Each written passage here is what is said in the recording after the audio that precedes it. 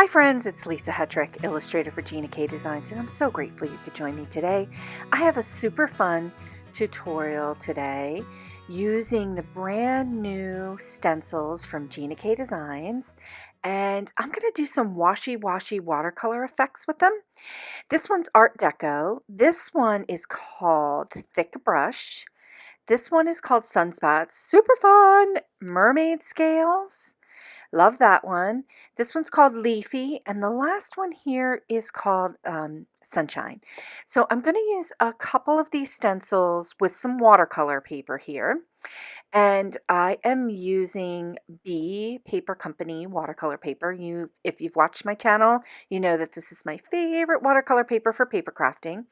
And I've got a couple different mediums here that I'm going to use. And we're going to do washy watercolor effects with stencils 3 ways. So I've got some extra leftover tube watercolor paint that I'm going to use. I've got a container of water here for spritzing, and I'm using Apple Mint and Ocean Mist Gina K dye inks, and I'm also using these 2 Distress Oxide inks, Picked Raspberry and Squeezed Lemonade. I have some tape, and I have the life-changing brushes from Picket Fence here that I'm going to be using. So yeah, and I'm going to be using these different inks to create these effects. So first, we're going to start with watercolor. Now, you can use tube watercolor. You can use any kind of watercolor that you have in your stash. I just had this sitting on my desk, and I thought it would be fun to just grab some and use it. So I've got some watercolor paper cut to an A2 size. So we're going to be creating backgrounds in this tutorial to use for something else later. So I'm going to start out with the first art stencil, and this is Art Deco, and I love this one. This one's just kind of fun. Now, you could do any of these techniques with Gina K smooth paper, and you can do the inking techniques with just inks. But I'm going to show you how I do them with and create like washy watercolor effects. So I'm using the life-changing brush and the picked raspberry here, and I'm just kind of going into the stencil here in the center.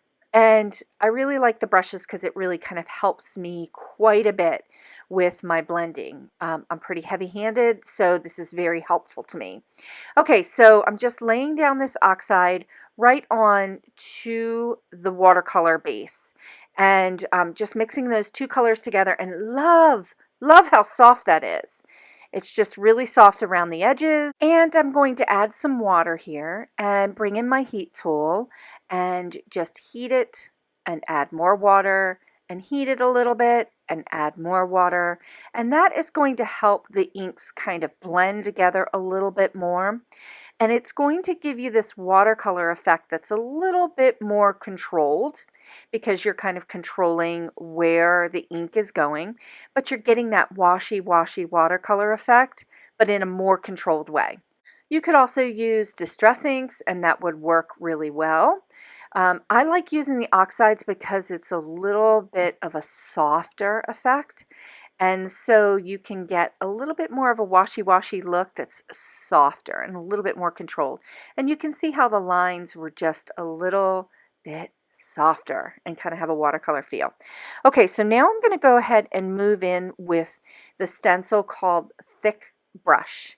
And I'm going to use the Distress Oxide again. And I really like using this yellow here with the Thick Brush stencil. The stencil's very graphic, and it's got some really interesting lines going, and I really want to create a soft, in the background style watercolor look. So I'm just wetting my paper here, and then I'm going to go ahead in with the life-changing brush, and I'm going to go ahead and mix that color in with the water, and it's softening it while it's giving that oxide watercolor effect. So just kind of putting this in and all around and then wetting it again so that the oxide can kind of do its thing.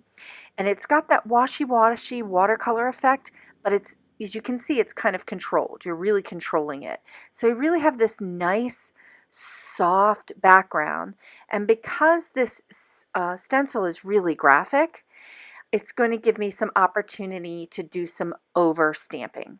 So I'm just heating the oxide piece, and then I'm going to add a little bit of water, and I'm just kind of drying it up so that I can begin to do the overstamping. And I'm really loving this graphic look, but it's got that washy feel that I was trying to get. Okay, so I'm grabbing some flowers from my Hello Beautiful stamp set and from my Something Good stamp set. So I have all these open line flowers that are great for graphic stamping. So I'm just going to go ahead and ink them up with some amalgam. And you could put this in your MISTI, and if you're going to do that, you can use it in the MISTI twice. But I've got the amalgam ink on here pretty juicy, and I'm just giving it some nice, good pressure, and I'm getting a really nice impression. With watercolor paper, sometimes it's a little tough to get a nice impression, but the amalgam ink, this one's really super juicy, so I'm getting a really nice impression from it. And so I've got these open line stamps, and you can see that I'm just layering them over top of the thick brush background stencil. So I've got this look of watercolor in the background with some really graphic flowers that were kind of over stamped. And I've got another little flower here that I'm going to put up in the upper left hand corner here. So I'm going to go ahead and ink that one up in the amalgam as well, and just kind of pop that into the top. And just letting those flowers layer over top of each other. And what's happening is the thick brush stencil is coming through the flowers, and it's really just creating a really nice graphic one layer card. And all you have to do is add a sentiment, and you've got a really nice card here. Okay, so I'm moving on to this Sunspots stencil, and I'm really digging this. I showed an example of this from the beginning using the whole stencil with some watercolor, and I'm really loving that. I'm going to use that background for a card. Now I'm going to just kind of show it off the edge and see what I can create with the stencil. And I'm going to use this one's going to be a lot more wet and kind of washy because I'm just going to be using some really watered down paint, and I'm just dabbing it in here. Now, one of the things I want to share about this technique, because it's a lot more wet than it was with the oxides, is that I'm heating it up a little bit and just kind of drying it. But one of the things you have to be wary of is that your watercolor will sometimes, when it's super wet like this, it's going to try to seep underneath the stencil, and it's going to bleed up underneath. So be careful with that if you really want more perfected or really graphic looks with your circles. If you really want them to be washy and kind of bleedy, you just know that it's definitely going to go underneath. Okay, so I'm kind of matching this up with a little bit of the Oxide ink as well from the other corner. So I have flipped my paper around.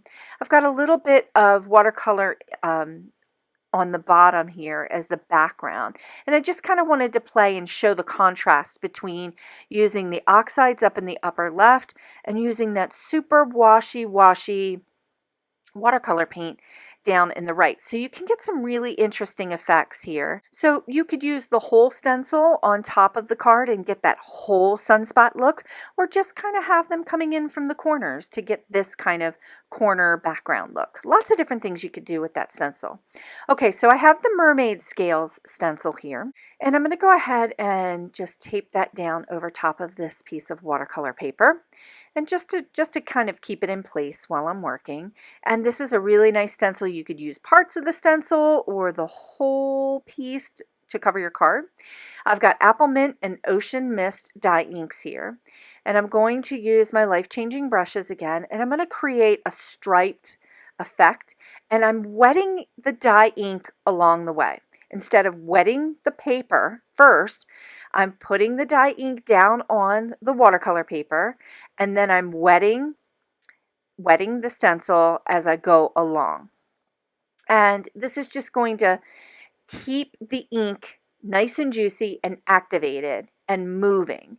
So the dye inks are great. They're going to want to really soak into the watercolor paper, but this is a more controlled watercolor effect. So here's a final look-see at some of the backgrounds that I created with the stencils. This one is super fun, the Sunspots, and this one is the thick brush, and I used that to do some overstamping with some flowers.